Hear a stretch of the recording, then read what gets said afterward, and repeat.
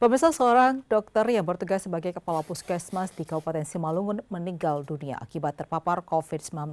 Rekan sesama tenaga medis memberikan penghormatan terakhir diiringi tangis kesedihan.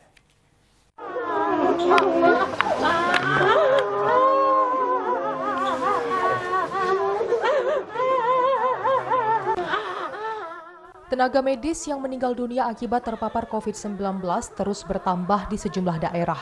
John Edward Sipayung, seorang dokter yang bertugas sebagai kepala puskesmas Parbutaran di Kabupaten Simalungun, meninggal dunia di Rumah Sakit Umum Daerah Jasamin Seragi, Kota Pematang Siantar pada Selasa malam.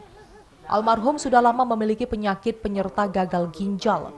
Ketika sakitnya kambuh, ia dirawat di salah satu rumah sakit swasta di Pematang Siantar dengan hasil rapid test reaktif. Kemudian almarhum dibawa ke Kota Medan. Dari hasil pemeriksaan swab, ia terkonfirmasi positif.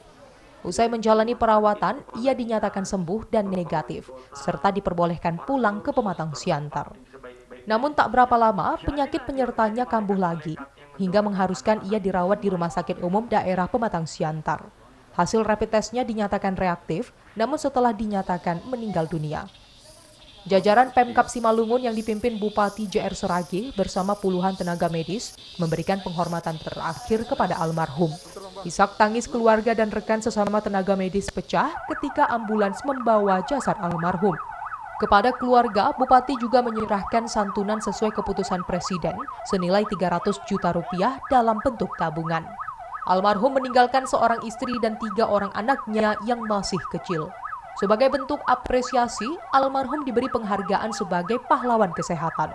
Oke, hari ini satu orang dokter kita sebagai kepala puskesmas meninggal dunia tadi malam jam 22. Sekarang akan disemayamkan sama keluarga dengan posisi COVID karena udah pernah beberapa kali dirawat positif dan dia dikembalikan adalah untuk isolasi. Ternyata dalam isolasi hari ketiga dia demam kembali sehingga dibawalah ke Rumah Sakit Jasamin ini. Di sini dilakukan rapid test positif. Jadi pemakamannya dengan COVID dan saya meneruskan perpesnya Presiden mengatakan tenaga kesehatan kalau meninggal dalam keadaan tugas itu mendapatkan 300 juta. Dan itu kita serahkan hari ini, tadi sudah sampaikan sama keluarga, langsung kita serahkan. Dia meninggalkan seorang istri, 2 orang putra, 1 putri yang masih kecil sekali. Jadi seluruh biaya pemakaman itu ditanggung oleh Pemkab Simalungun. Saat jenazah akan dibawa ke pemakaman, seluruh jajaran pemerintahan dan tenaga medis memberi penghormatan kepada almarhum. Pemakaman dilakukan secara protokol kesehatan dan biayanya ditanggung Pemkab Simalungun.